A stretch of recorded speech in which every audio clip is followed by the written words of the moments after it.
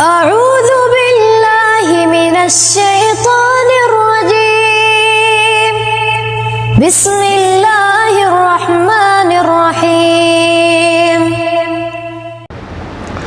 الحمد لله نحمده ونستعينه ونستغفره ونعوذ بالله من شرور أنفسنا ومن سيئات أعمالنا من يهده الله فلا مضل له ومن يضلله فلا هادي له وأشهد أن لا إله إلا الله وأشهد أن محمدًا عبده ورسوله أما بعد فإن خير الحديث كتاب الله وخير الهدي هدي محمد صلى الله عليه وسلم وشر الأمور محدثاتها وكل محدثة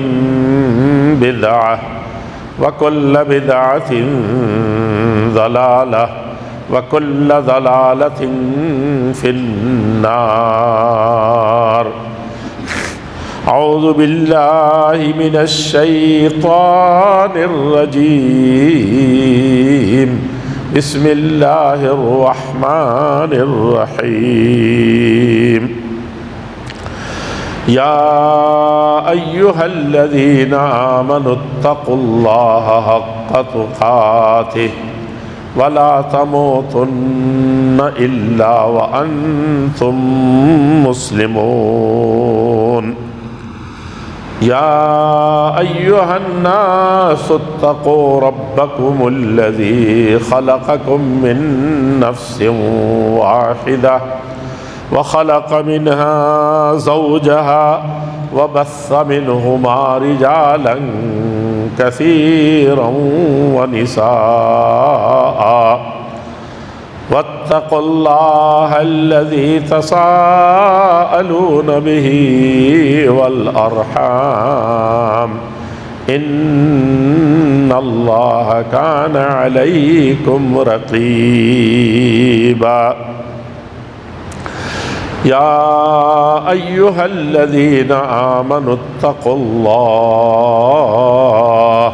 وقولوا قولا سديدا يصلح لكم أعمالكم ويغفر لكم ذنوبكم ومن يطع الله ورسوله فقد فاز ومن يطع الله ورسوله فقد فاز فوزا عظيما.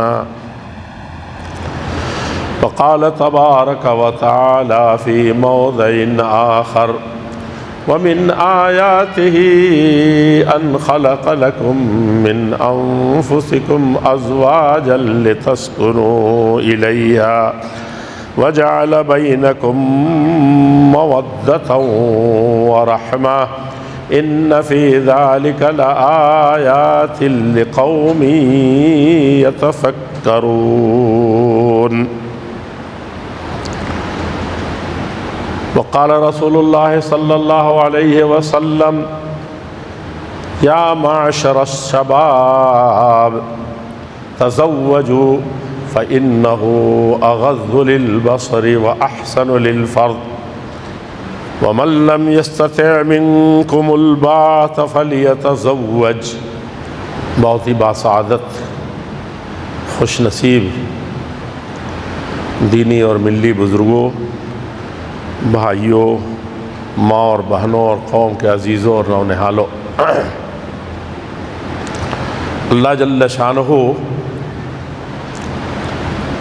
نے یہ کائنات اپنی مرضی اور حکمت سے بنائی اور بسائی ہے. اس میں کسی کا کوئی دخل نہیں تھا، کوئی تھا ہی نہیں. لیس قبلہ شیء، اللہ جل شانہ سے پہلے کوئی چیز نہیں. ولیس بعدہ شیء، اس کے بعد بھی کوئی چیز نہیں ہے. اور جو کچھ ہے وہ مخلوق ہے اور اس کا خالق تنہا اللہ جل شانہ ہے، وہی خالق ہے۔ یہ فلسفہ نہیں ہے، بالکل کھلی آنکھوں سے نظر آتا ہے کہ اس دنیا کا کوئی خالق و مالک ہے۔ اس لیے دنیا میں جتنے قدیم دین پائے گئے، دھرم، وہ سب کے سب یہ مذاہب اس کو مانتے آئے ہیں۔ تھوڑے سے ایک چھوٹا سا گروہ تھا، بلکہ گروہ کا شکل اختیار نہیں کیا، ذہنی اپج کے طور پر انہی مذاہب و ادیان میں سے کوئی انسان ایسا پیدا ہو گیا جس نے خالق کے وجود کا انکار کیا کہ کوئی پیدا کرنے والا ہے۔ وہ یکا دکا پیدا ہو گیا، اور کوئی بھی کسی بھی معاملے میں کھڑا ہو جائے، چاہے جتنا برا ہو، جتنا خراب ہو، جتنا عقل و منطق کے خلاف جا رہا ہو، کچھ نہ کچھ حواری مواری مل ہی جاتے ہیں۔ یہ دنیا کی فطرت ہے۔ اچھے کام کرنے والوں کو بھی بہت ملتے ہیں، برے کام کرنے والوں کے بھی کچھ نہ کچھ ہم نوا مل جاتے ہیں۔ یہ اور بات ہے کہ ہم ایسے دور میں پیدا ہوئے ہیں کہ برا کام کرنے والوں کے پیچھے دنیا بھاگ رہی ہے، برے کاموں کی طرف دنیا دوڑ رہی ہے۔ اچھے کام کرنے والے ایک تو پیدا نہیں ہو رہے ہیں، یعنی وہ ہمت نہیں کر رہے ہیں، اور وہ آگے بڑھتے ہیں تو رکاوٹوں کو دیکھ کر کے پہلے ہی بیٹھ جاتے ہیں۔ میاں تو پہلی ہی منزل میں تھک بیٹھا، خدا حافظ۔ تو یہ اس وقت ایسا لگتا ہے کہ ہم لوگ نیچر اور فطرت کے خلاف جا رہے ہیں، ہر چیز میں بغاوت کر رہے ہیں۔ تو اسی میں سے وہ لوگ جو نیچر اور فطرت کو اس کے حقیقی معنی میں مانتے ہیں، نیچریت کی طرف نہیں جاتے، وہ بھی ایک بڑا فتنہ ہے۔ جو سر سید جیسے عظیم الشان انسان، میں بڑا عظیم الشان کہتا ہوں، لوگوں کو خراب لگتا ہے، بڑا عظیم الشان فکر و فہم کا اعلیٰ انسان، کتاب و سنت میں جب غور کیا تو دنیا کے اس وقت جو جھمیلے تھے اس میں بھی وہ بہت کچھ اعلیٰ درجے کا نکلا، لیکن نیچریت کی طرف گئے تو ایسا برباد کیا کہ لوگ اس کے بہت سے لوگ اس کو مسلمان کہنے کے لیے کفر و ارتداد تک پہنچا، اور اتنی چیزیں لکھی گئیں، وہ پھر بات سے بات نکل رہی ہے۔ میں یہ عرض کر رہا تھا کہ دنیا میں اکثر اللہ کو ماننے والے، خالق کو پہچاننے والے تھے۔ عرب کے مشرکین جو تھے، جس سے زیادہ کٹھن حالات کسی نے نہیں پیدا کیے۔ نوح علیہ السلام کے سامنے بھی 950 سال تک قوم کے سردار کھڑے ہو گئے تھے، گھر کے بھیدی لنکا ڈھا رہے تھے، بیوی بھی ایک طرف بیٹا، دو ہی قوت ہوتی ہے، گھر کی ساری قوت عورت کے اوپر ڈیپینڈ کرتا ہے۔ جان لیجیے، جتنا بڑا بھی مرد ہو، جتنا بہادر ہو، جتنا عقل مند ہو، جتنا بڑا بھی مدبر ہو، تدبیر منزل میں فلسفہ میں پڑھایا جاتا ہے، سیاست مدنیہ، اور ساری دنیا پڑھتی ہے اس کو، سائنس میں پڑھتی ہے کہ حکومتیں کیسے چلتی ہیں، سوسائٹی سماج کیسے چلتا۔ ہم لوگ اتنا نہیں کہ جیسے چاہے چل رہے ہیں، ہر آدمی انتہائی آزادی کی زندگی گزار رہا ہے، ایسی آزادی جس کو بے راہ روی سے کم الفاظ یہی دیے جا سکتے۔ تو سیاست منزل بھی ایک پڑھتے تھے کہ گھر کی سیاست آپ نہیں سلجھا سکیں گے، ہو سکتا ہے دنیا کے فاتح بن جائیں، وہی سلجھاتی ہے جو ایک دیہات کی بہت چھوٹے سے کٹیا میں پلی بڑھی تھی، الف بے ابجد اور اے بی سی ڈی تو وہ کبھی سنا ہی نہیں تھا، تو اس نے شہنشاہوں کو پیدا کیا، بڑے بڑے انبیاؤں کو پیدا کیا، انبیاء کو، اور بڑے بڑے اسکالروں، مفکرین، معلمین، اور جو کہتے ہیں کہ فلسفہ رہ گیا، تلقین غزالی رہی، تو غزالی بھی جن کی اماں پڑھی ہوئی نہیں تھی، مرتے وقت 100 دلیل 1 منٹ میں ڈھونڈ لیتے تھے کہ اللہ جل شانہ نہیں ہو سکتا کوئی خالق، اور پھر ان کو 101 دلیل لانی پڑتی تھی کہ اللہ جل شانہ کا اتنا بڑا فلسفی تھا وہ، اور دین اور شریعت کے رموز و اوقاف اور اس کے فلسفے و فوائد بیان کرنے کا اس کو ماہر مانا جاتا ہے۔ وہ بھی مرتے وقت بخاری شریف اس نے سینے پر رکھی، کہا کہ فلسفہ کچھ نہیں ہے، ہاں انا قد خذت بحار العلم کلھا، علم کے جتنے سمندر ہیں ان سب کو میں نے کھنگال ڈالے ہیں، سب میں غواصی اور شناوری کی ہے، ڈبکیاں لگائی ہیں، کوئی غواص وہاں تک نہیں پہنچ سکتا۔ اور بھی بہت کچھ کہا۔ حالانکہ علم کے بارے میں جانتے ہیں کہ دنیا کا جو سب سے بڑا عالم ہے وہ اپنے کو سب سے بڑا چھوٹا سمجھتا ہے، دنیا کا سب سے بڑا سائنسدان وہ سب سے زیادہ چھوٹا، جانتے کیوں سمجھتا ہے؟ کیونکہ وہ ایسی جگہ پہنچا ہے، اتنے علوم کے راستے دیکھے ہیں کہ وہ کہا کہ ابھی تو میں ابجد میں ہوں، الفابیٹ میں ابھی بھٹک رہا ہوں، کیونکہ اس نے دیکھ لیا ہے۔ ہم لوگ تو کنویں کے میڈک ہیں تو جانتے ہی نہیں، تو کیا کہیں گے کہ ہمارا علم کرتے بہت کچھ ہے، چونکہ وہی کنویں کے میڈک ہیں، وہ آفاق دیکھے ہیں، انفس دیکھے ہیں، بڑی بڑی چیزیں دیکھی ہے، تو کہا کہ ابھی تو میں ایک ہی میں ٹامک ٹوئیاں مار رہا ہوں، بھٹک رہا ہوں، اپنے افکار کی دنیا میں سفر کر نہ سکا، ڈھونڈنے والا ستاروں کے گزرگاہوں کا، وہ سب کچھ دیکھ لیا ہے۔ تو وہ بحار العلم کلھا سے یہ نہیں ہونا چاہیے کہ وہ تو مولانا نے کہا تھا خطبے میں کہ سارے علم کو کھنگال ڈالا تھا غزالی نے، ہے کہ نہیں؟ بچہ تھے، علم کے میدان کے ایک بچہ تھے، لیکن اب علم جہاں ان کے سکت میں تھی، طاقت میں تھی، جو دماغ دیا تھا اللہ تعالیٰ نے، وہ اس بنیادوں پر چھوڑا نہیں تھا کوئی گوشہ، سمجھا کہ نہیں؟ ورنہ اللہ تعالیٰ فرماتے ہیں وَفَوْقَ كُلِّ ذِي عِلْمٍ عَلِيمٍ، دنیا میں کوئی علم کا دعویٰ نہ کرے، سمجھا کہ نہیں سمجھا؟ یہ علم کا غرہ جو اس وقت سوار ہے کہ میرا خاندان ایسا ہے، میں اتنا پڑھ لیا ہوں، اسی نے برباد کیا ہے۔ بہت جاہل تھے گھر میں، کم پڑھے لکھے تھے، اللہ کو پہچانتے تھے، رشتہ داریوں کو جانتے تھے، خیش و اقارب کو پہچانتے تھے، شادی بیاہ کے مسائل کو اچھی طرح سے ڈیل کرتے تھے۔ آپ کے پڑھ لینے سے تو آپ کی شادی ہی نہیں ہو رہی ہے، آپ نے اتنا پڑھ لیا ہے کہ اب کوئی کفو نہیں ملتا۔ فقہ کو الگ سے فقہ لکھنی چاہیے اس وقت، وہ کفر کے باب میں لکھا تو اتنا فتنہ پیدا کر دیا فقہ نے کہ اس وقت کہتے کہ وہ انصاری اس سے نہیں شادی کر سکتا، وہ اس سے نہیں کر سکتا، وہ اس کا کفو نہیں ہو سکتا، وہ اس کا کفو، وہ بھی پرابلم آپ نے پیدا کیے تھے، تو انہوں نے کچھ کیٹیگریاں بنا دی کہ چلو اب ایسے تو کم سے کم رہو۔ اب آپ کہتے ہیں کہ فقہ نے یہ کیا کر دیا، ذات پات کا فتنہ کر دیا، ہندوؤں سے لے لیا، فلانوں سے لے لیا، صاف فتنے ہم پیدا کرتے ہیں، لوگ اس میں راستہ نکالتے ہیں، تو پھر وہ ایک چیز قانونی بن جاتی ہے، فقہ بن جاتا ہے، دستور بن جاتا ہے، پھر اس کو ہم ایک دوسرے کو کیا کرتے ہیں، لان تان کرتے رہتے ہیں۔ یہ نہیں جانتے کس مجبوری میں انہوں نے یہ راستہ نکالا تھا، کیا کیا تھا۔ فتنہ تو میرا تھا، اس کو حل کرنے کے لیے اس فتنے کو تھوڑا سا برداشت کیا تھا، آپ نے اس فتنے کو سرٹیفکیٹ عطا فرما دیا کہ یہ لوگ سرٹیفکیٹ دے کر کے گئے ہیں۔ بہرحال وہ بھی ایک بڑا مسئلہ ہے۔ تو یہ بہت سیدھے سادھے لوگ جو کم پڑھے لکھے تھے، ان کے معاملات بہت ڈھنگ سے سب انجام پا جاتے تھے۔ اب تو خود جو بہت پڑھا لکھا ہے وہی اس مسئلے کو نہیں سلجھا پاتا ہے، خود اپنے ذات کے مسئلے کو، کہ وہ شادی کرے تو کہاں کرے، جائے تو کہاں جائے، اور اس طرح کا خاندان، اس طرح کی لڑکی، اس طرح کے مسائل، وہ تو بڑے مسائل ہیں جو پیدا ہو رہے ہیں۔ میں اسی سلسلے میں وہ آیت پڑھی تھی میں نے، لیکن کچھ باتیں آ جاتی ہیں تو کہنی پڑتی ہیں۔ تو عرض یہ کر رہا تھا کہ اللہ جل شانہ نے یہ کائنات بنائی ہے، اس کو اس کے اندر ایک پر ایک بدوان ہے، ایک پر ایک اہل علم ہے، اس لیے فرمایا وَفَوْقَ كُلِّ ذِي عِلْمٍ عَلِيمٍ، ایک سے ایک بڑھ کر کے سائنسدان ہیں، ایک سے بڑھ کے علم والے ہیں۔ کوئی دعویٰ نہیں کر سکتا کہ علم میں ہم یہاں ہوں گے اور وہاں ہوں گے۔ موسیٰ علیہ السلام نے کہا مجھ سے کوئی بڑا عالم ہے کیا؟ نہیں سمجھا۔ تو اللہ تعالیٰ نے کہا کہ ہاں میرا ایک بندہ ہے ادھر، اس کو میں نے کچھ علم دیا۔ کہا کہ وہ ایسا علم ہے؟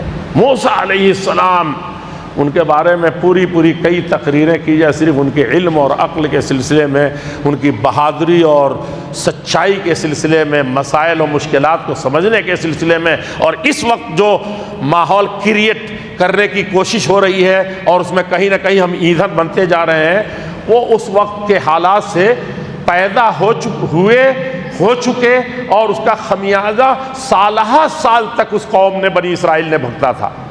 اور موسیٰ علیہ السلام اس کے نجات دہندہ تھے، اور وہ سب سے زیادہ اس میں پیدا ہونے سے پہلے ہی آزمائش کے شکار ہوئے۔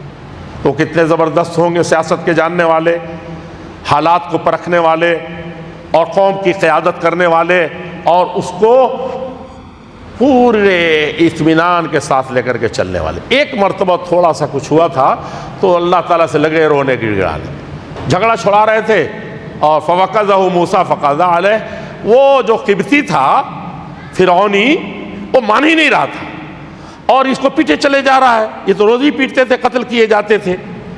بچہ پیدا ہوا، قتل کر دیا گیا، بچے ان کے پڑھ نہیں سکتے تھے، اچھی سوسائٹی میں بیٹھ نہیں سکتے تھے، بدھوا مزدور بنا کر کے رکھے ہوئے تھے، ظلم کی انتہا ہو چکی تھی۔ یسومونہم سوء العذاب، قرآن نے کہا کہ بدترین سے بدترین جو سزائیں اور عذاب ہو سکتے تھے وہ دیتا تھا۔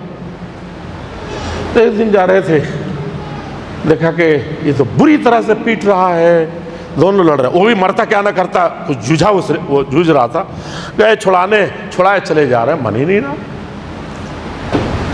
تو کہا ہٹو، اب ہٹو کرنے میں اس کا کام تمام ہو گیا، فقضى علیہ، مر گیا۔ اور دشمن کے قوم کا تھا کیس تو بڑا بنے گا نا، ہاں، ہے جرم ضعیفی کی سزا مرگ مفاجات، ضعیف ہیں تو مریے، مرتے رہیے، کوئی کیس نہیں بنے گا، کوئی چارج شیٹ نہیں کٹے گی، اور اگر تگڑے ہیں تو نہیں بھی کچھ بنا، غلطی سے بھی کچھ ہوا تو دنیا کے سب سے بڑے مجرم، سب سے بڑا چارج شیٹ تو بن گیا آدم ان کے خلاف۔ اور ان کی حالت تو یہ ہے کہ یہاں سے بے پرواہ ہیں کہ کتنے ظالم لوگ ہیں، کتنا ظلم ہو رہا ہے، ہوگا کیا میرے ساتھ۔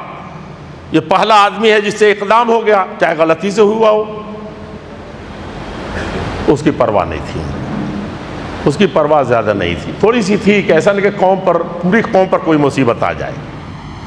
ان کو ایک چیز کی پرواہ تھی، اللہ جل شانہ، کہا اللہ جل شانہ، میں نے تو سوچا بھی نہیں تھا، میں تو جھگڑا چھڑا رہا تھا، کرنے کیا آیا، گلے کیا پڑ گیا، میں تو صلح کے لیے آیا تھا، یہاں لڑائی ہو گئی، اور لڑنے کا ذمہ دار، مرنے کا ذمہ دار میں بن گیا۔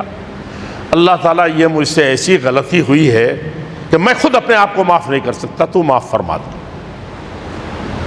دیکھا آپ نے معاملہ بڑا سنگین تھا نا، قوم پٹ رہی تھی اور زیادہ ادھر ہی آپ نے ڈھکیل دیا، یہ کون سا چھوڑانا کام آنا ہوا، بہت زیادہ شرمندہ، بہت زیادہ۔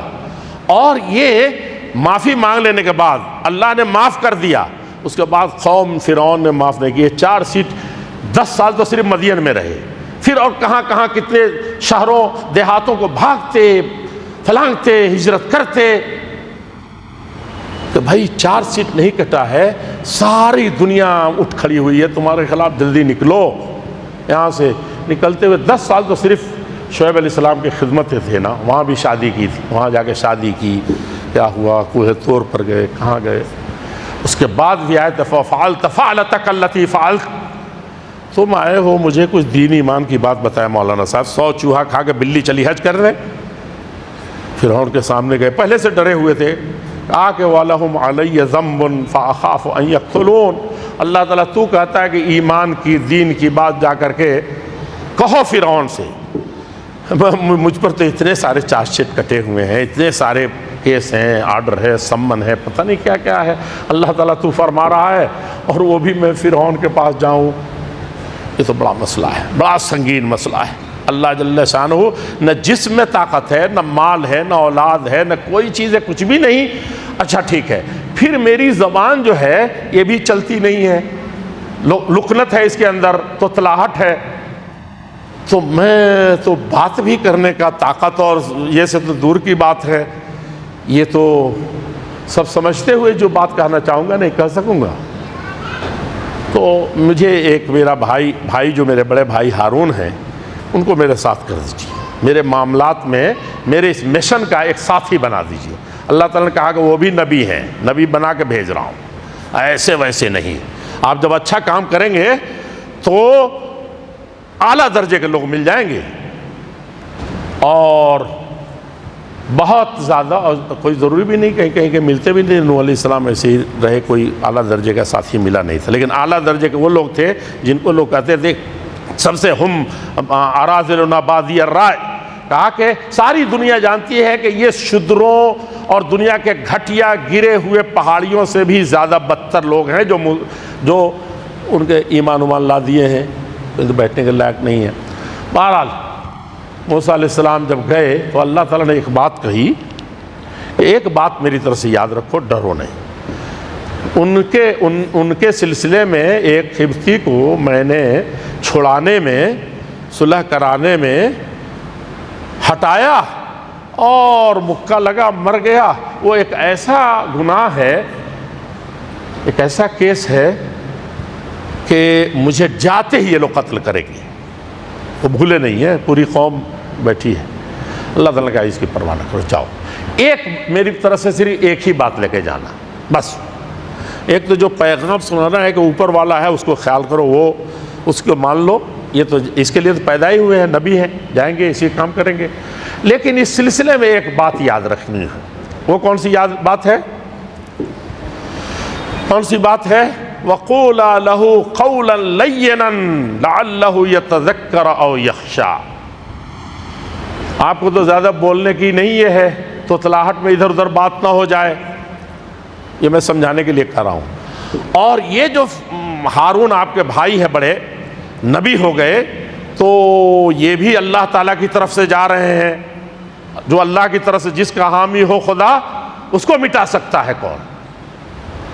تو اللہ جل شانہ جو کن سے جب چاہیں، خشکی سے بہار سے خبریں آ رہی تھی کہ 2 ہفتے سے دھان کی روپائی کر رہے ہیں، آدھا تو ایسے ہی ختم تھا بیج، اب حالت خراب ہے، مزدور بھی کھیت میں ٹھیک نہیں رہے۔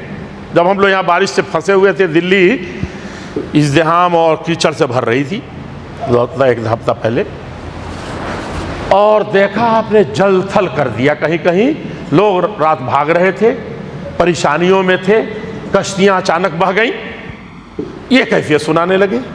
اللہ جل شانہ کی طاقت جس کو مل جائے وہ سب سے بڑا ہے، غالب ہے، وہ طاقت ملنی چاہیے۔ لیکن اللہ جل شانہ نے کیا فرمایا کہ میری طرف سے جا رہا تھا، ایسا نہ کہ کوئی مسئلہ ہو کہ اللہ تعالیٰ نے جب اتنے اہتمام سے بھیجا ہمیں اور کہا کہ جاؤ، اور جو مانگا بھائی کو بھی دے دیا۔ فَقُولَا لَهُ قَوْلًا لَيِّنًا، تو دونوں جو بات کہنا انتہائی سلیقے اور نرمی سے کرنا۔ کسی اکڑ فو غلبے میں پیدرم سلطان بوت 1000 سال حکومت کیے ہیں، دیکھو رسی مضبوط رکھو، لیکن ایسا نہ کرو کہ وہ جل گئی ہو تب بھی اس اینٹھن پر تم مر جاؤ۔ بہت عقل مندی سے کام کرنا ہے، بہت ہمت سے کام کرنا ہے، بہت حکمت سے کرنا ہے۔ فَقُولَا لَهُ قَوْلًا لَيِّنًا، دیکھو اس کو قبضے میں کرنے کا صرف ایک ہی راستہ ہے، دین اور ایمان اور انسانیت کے راستے پر کھڑا کرنے کا ایک ہی راستہ ہے۔ قَوْلًا لَيِّنًا، دونوں مل کر کے جو بھی بات کرو، بحث ہوگی، بہت کچھ ہوگا، اس کے بعد تو وزیروں کی ڈھیر ہے، فلاسفر بیٹھے ہوئے ہیں، بڑے بڑے قاضی قضات ہیں، وزراء کی ڈھیر ہے، فرعون کے دبدبے کے کیا کرنا بھائی، آج بھی جا کر کے دیکھیے تو سمجھ میں آتا ہے کہ کیسے رہتے ہوں گے یہ سب، کیا کیا بنا دیا۔ یہ مصری قوم آج بھی چاہے مسلمان ہو چاہے قبطی ہو، بڑے بہادر لوگ ہیں۔ نہر سوئز کو نہیں دیکھا؟ تعجب ہوتا ہے کہ ہفتوں مہینے چکر کاٹ کے آنے والی، سمندروں میں آنے والی، وہ 1 گھنٹے کا راستہ بنا دیا۔ ایسا کوئی تصور نہیں کر سکتا کسی قوم نے اس طرح کے پتھریلی زمین کو کھود کر کے ایسی نہر سوئز نکال دی، کیا کمال ہے۔ اسی سے لگتا ہے کہ کتنی بہادر قوم، کتنی دلیر قوم، کتنی عقل مند قوم، کتنی بڑی فلسفی اور کتنے بڑے انجینئر اور ہر فن مولا یہ قوم ہوا کرتی تھی۔ تو کہا تم 2 ہی ہو جاؤ، لیکن نرمی سے بات کرنا۔ اللہ تعالیٰ نے فلسفہ بھی سمجھا دیا، لعلہ یتذکر، ہو سکتا ہے کہ وہ نصیحت پکڑ لے، اس کے علاوہ کوئی اور راستہ نہیں کہ پکڑے گا، اس وقت اس کا دماغ چڑھا ہوا ہے، بڑھا ہوا ہے۔ اور او یخشا، یا یہ کہ اس کو سمجھ میں آیا کہ بھائی زندگی تو کل گزار دی سی ہیکڑی میں ہے کہ نہیں، اس کا کوئی حاصل ہے نہیں، قومیں آتی ہیں جاتی ہیں، کبھی کوئی اونچا ہوتا ہے کبھی کوئی نیچا ہوتا ہے، والحرب بینہما سجال، دشمن جو کتنا ہو نیچے کا ہو، جب لڑائی ہوتی ہے تو کبھی کبھی وہ بھی پیترا بات کر کے وہ بھی گھس جاتا ہے صف میں، نہیں سمجھا۔ ہاں تو یہ تو عقل مند لوگ سب مان کے چلتے ہیں، بہت اچھی طرح سے چلتے ہیں۔ بہرحال فرعون نے وہاں یہ کیا، اب وہاں گئے تو کیا بات کرتے، کسی کو ڈیمورلائز کرنا ہو، سمجھا کہ نہیں، تو آپ جاتے اس کو دو چار ردے رکھ دیجئے، سمجھا کہ نہیں سمجھا۔ ہاں تو جاتے اس نے کہا وَفَعَلْتَ فَعْلَتَكَ الَّتِي فَعَلْتَ، یہ تم ہی ہے جو ایسا کرتوت کر کے یہاں سے بھاگے تھے، اب یہاں آ گئے، تم مجھ سے بات کرنے آ گئے ہو، مجھ کو کچھ بتانے آئے ہو، تم نبی بن گئے، یہ کون سی بات کر رہے ہو تم اس وقت۔ پہلے ڈیمورلائز کیا۔ کہنے کا مقصد یہ ہے کہ علم اور وہ موسیٰ علیہ السلام کے بارے میں کہا جائے تو کل تقریر ادھر ہی چلی جائے گی۔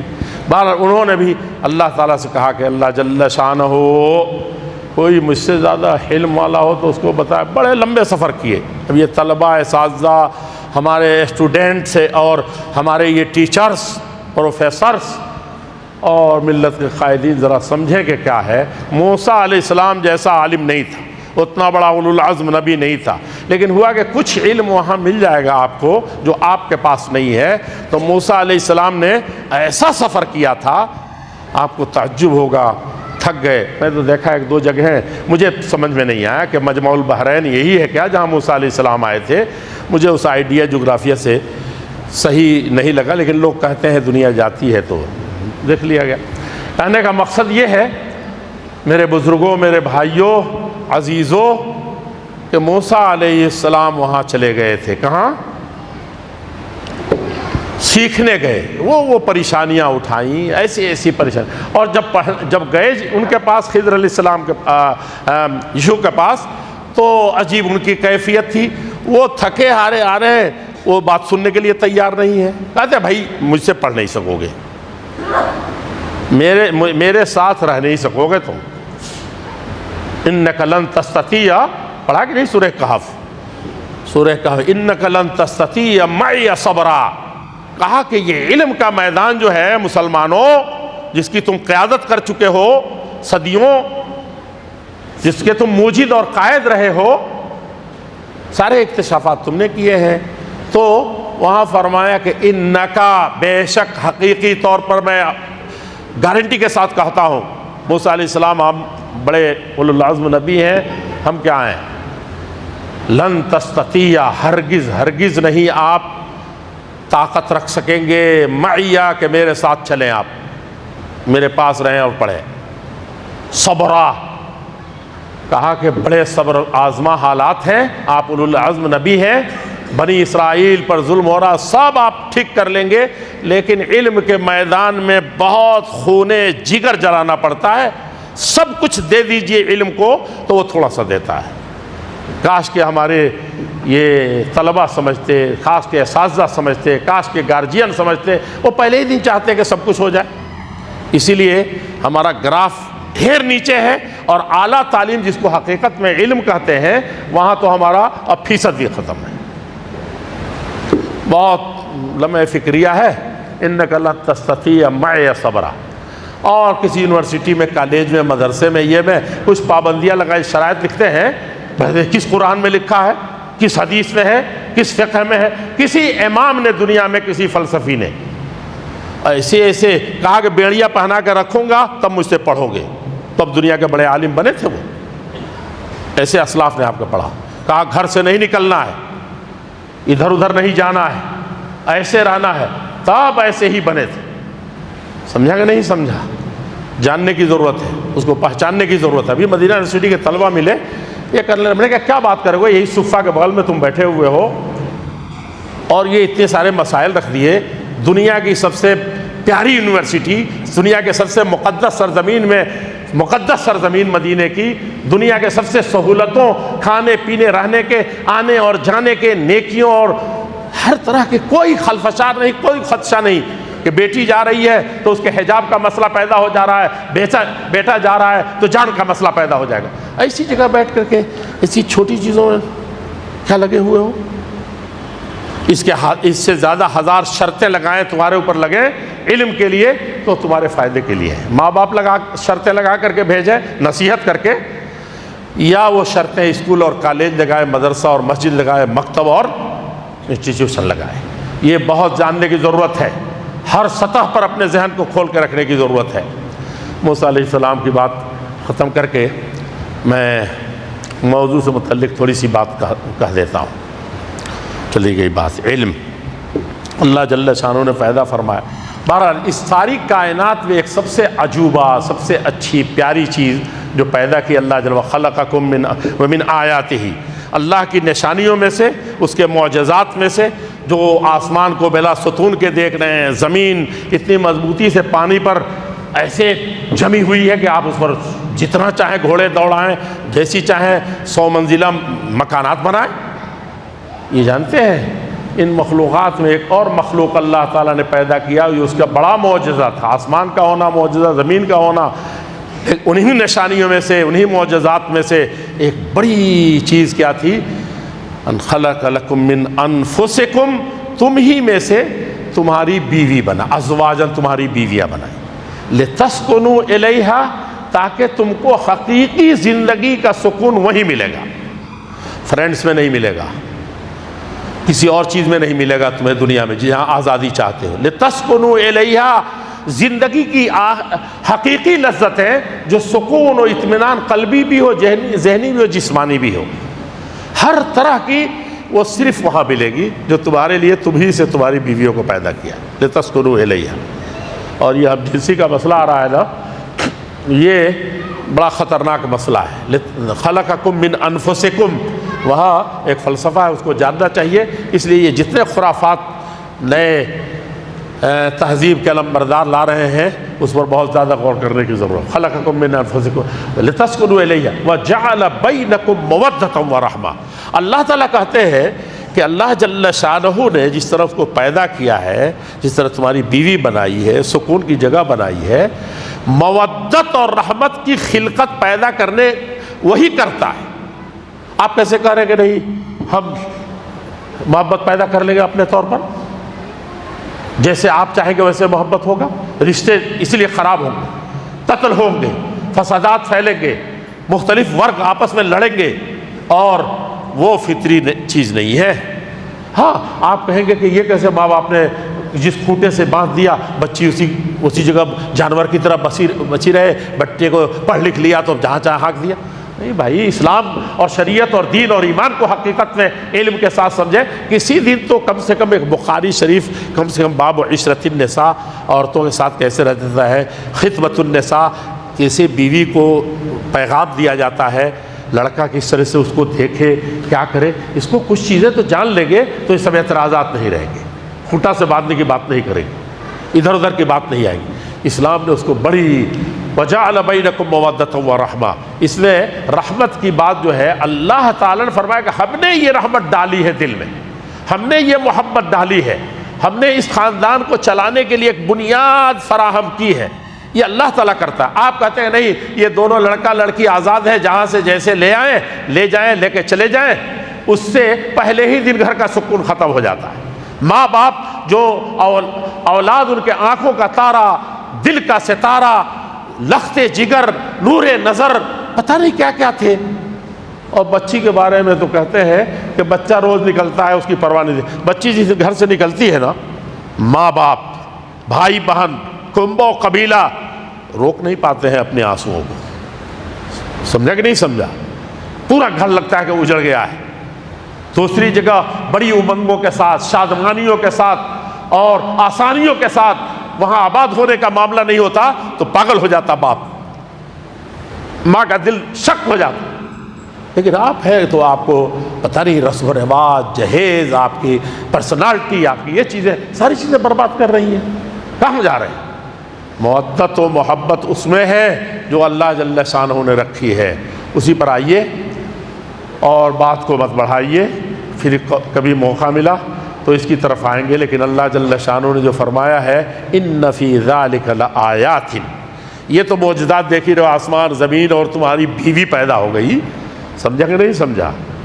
تمہاری بیوی پیدا ہوئی دنیا میں اللہ کے نبی نے ایسے ہی نہیں فرمایا تھا الدنیا کلھا متاع، ساری کی ساری دنیا تمہارے فائدے کے لیے ہے، لیکن ایک چھوٹی سی پونجی ہے، قارون کا خزانہ بھی مل جائے تب بھی کیا ہے تمہارے پاس، سب سے بڑی کرسی مل جائے تب بھی، سب سے بڑا علم مل جائے تب بھی، یہ ایک چھوٹی سی پونجی ہے، کلھا متاع وخیر متاع الدنیا المرأۃ الصالحہ، لیکن اس میں، اس چھوٹی سی پونجی میں، اس کھلونے میں، یہ آنی جانی چیز میں اگر کوئی چیز لائق اعتنا و اعتبار ہے جس کو تم خاطر میں لاؤ تو کیا ہے وہ، المرأۃ الصالحہ، تم کو نیک بیوی مل جائے، اچھی بیوی مل جائے، پھر ساری دنیا کی دولت، لذت، رحمت، سکونت، اطمینان اور آنکھوں کی ٹھنڈک آگے نیک اولاد اور تربیت والی، سارے خاندانوں کو شیر و شکر کرنے والی، سسرالی اور کیا ہے مائکے والی، سارے فاصلوں کو نہیں، فاصلے نہیں، وہ تو سب کنیکشن ہیں، ان فاصلوں کو وہ نزدیکیوں میں، قربتوں میں، محبت میں بڑھا دے گی، تمہارے گھر کو جنت بنا دے گی، جنت نشاں۔ تو اس لیے اللہ تعالیٰ نے فرمایا کہ یہ نشانیاں ہیں، لیکن ان فی ذلک لآیات، اس کو تم برتو گے، ایمان لاؤ گے، اس کے مطابق تم شادی بیاہ کرو گے، نسل انسانی کو آگے بڑھاؤ گے، تو یہ ایک دوسرا معجزہ برپا ہوگا زمین پر۔ اب یہ جھگڑے نہیں رہیں گے، سکون نہیں مٹے گا، بلکہ ایک دوسرا معجزہ ہوگا، محبت کا، پیار کا، بھائی چارے کا، آشتی کا۔ اللہ کے نبی صلی اللہ علیہ وسلم نے بڑی بڑی قوموں کو فتح کیا ایک شادی کر کے، سمجھا کہ نہیں سمجھا؟ ایک شادی کی، ہمیشہ کے لیے جھگڑے ختم ہو گئے۔ ایسی شادیاں، ایسے کہ جن کے شوہر کہتے ہیں کہ دنیا میں کیا اس سے بھی زیادہ بہتر شوہر واقعی نہیں ہو سکتا۔ دو سفروں میں ایسی مصیبتیں آئیں، لیکن اس شوہر نے اس بیوی کو جیسے حقیقی طور پر گھر میں ملکہ بنا کر کے رکھا ہو ایسے رکھا تھا، تو ایسی بیوی کا کیا تاثر ہوگا؟ لیکن اللہ کے رسول نے اس بیوہ سے شادی کر لی، اس کے بڑھاپے کے باوجود کیا خدمات انجام دیے۔ وہ کہتی ہیں کہ میں تو بھول ہی گئی کہ اس کے بعد کیا انسان ہے یہ، اور دنیا میں کیسی ازدواجی زندگی، میاں بیوی کی زندگی ہوتی۔ ایسے ہی نہیں ہے کہ اتنی شادی کر لیا، اتنی شادی کر لیا۔ میں نے چھوٹے چھوٹے گاؤں میں دیکھا ہے، ایسی نظر دوڑا رہا تھا ایک گاؤں پر، چھوٹا سا گاؤں ہے، کم سے کم 30-35 بیوہ عورتیں ہیں، اس میں سے اکثر جوان ہیں۔ کیا کریں گے اب وہ؟ اس سے پہلے کتنی لڑکیاں بیٹھی ہوئی ہیں، کہاں جائیں گی وہ؟ آپ صرف تعدد پر آپ صرف اعتراض کریں گے؟ ان کی سمسیاؤں کا کیا حل ہے؟ ہم اصل سمجھا نہیں پائے، دیکھا نہیں پائے، سمجھ نہیں پائے، سمجھا نہیں پائے، تو کہا کہ ہاں یہ پتہ نہیں قرآن میں کہاں سے ہے۔ حالانکہ وہاں بھی ہے کہ ما طاب لکم، دیکھو تم ان کے خرچ بر چلانے کا، ساری چیزوں کا، یہ کا وہ کا، سب کے بعد بھی صرف اب بیوہ ہے تو بیوہ ہے، آپ کی پہلے والی جو ہے بنی ہوئی ہے دلہن، تو اس کے سامنے اس کو خبر نہیں شادی کر لیا، ایسی نہیں، دونوں برابر کا اعتدال کے ساتھ، ایمان کے ساتھ، اللہ اوپر دیکھ رہا ہے، اس کے ساتھ گزارا کرنا ہو تب دوسری لائیے، تیسری لائیے، چوتھی لائیے، ہے کہ نہیں؟ یہ سب چیزیں ہیں۔ اللہ جل شانہ ہماری اس ازدواجی زندگی کا جو سلسلہ اللہ جل شانہ نے جنت ہی سے شروع کر دیا تھا، جنت سے، وہ بھی ایک بڑا مسئلہ ہے۔ ہم لوگ ہر جگہ کہیں نہ کہیں متاثر ہیں۔ حوا علیہ السلام کے بغیر جنت اپنی تمام رعنائیوں کے ساتھ ادھوری نہیں تھی، بے لذت تھی، بے سکون تھی۔ اور جب حوا علیہ السلام آئیں تو تمام کتابوں میں لکھا ہوا ہے، پہلے لوگوں کے جو دھرم پہلے کہے جاتے ہیں اس میں لکھا ہے، یہودیت ہو، نصرانیت ہو، میرے خیال سے کچھ اس کی چیزیں ان دوسرے دھرموں میں ملی جو ہمارے نظروں کے سامنے ہیں، کہ حوا علیہ السلام ہی نے پرابلم کریٹ کیا اور جنت سے آدم کو نکلنے کی سبب بنی، اور اسی کو لے کر کے عورت کو ناگن، عورت کو منحوس، عورت کو ڈائن، عورت کو بھکسائن، یہ سب فلسفات سے ہم بھی متاثر کہیں نہ کہیں ہوتے ہیں۔ ضرورت ہے کہ اس کو صحیح تناظر میں دیکھا جائے، صحیح طریقے سے پرکھا جائے، صحیح طریقے سے پڑھا جائے، اور پھر عورت کے بارے میں، انسانیت کے بارے میں، اپنے مقام و مرتبے کے بارے میں صحیح طریقے سے غور کر لیں گے تو اللہ جل شانہ کی یہ آیت کا یہ ٹکڑا بھی اخیر کا سمجھ میں آ جائے گا۔ ان فی ذلک لآیات، ایک دوسرا معجزہ اس زمین پر برپا ہوگا، ایک دوسرا انقلاب آئے گا انسانیت کا، بھائی چارے کا، محبت کا، جو لقوم یتفکرون، ان لوگوں کے لیے جو حقیقت میں اللہ کے قانون پر، اس کی شریعت پر، دین پر، ایمان پر یقین رکھتے ہیں۔ اللہ جل شانہ ہم کو اس کی قدرت کاملہ اور اس کی شریعت کاملہ کے مطابق زندگی گزارنے کی اور اس کو سمجھنے کی، اس کو پڑھنے کی، اس پر عمل کرنے کی توفیق عطا فرمائے۔ بارک اللہ لی ولکم فی القرآن المجید ونفعنی وإیاکم بالآیات والذکر الحکیم۔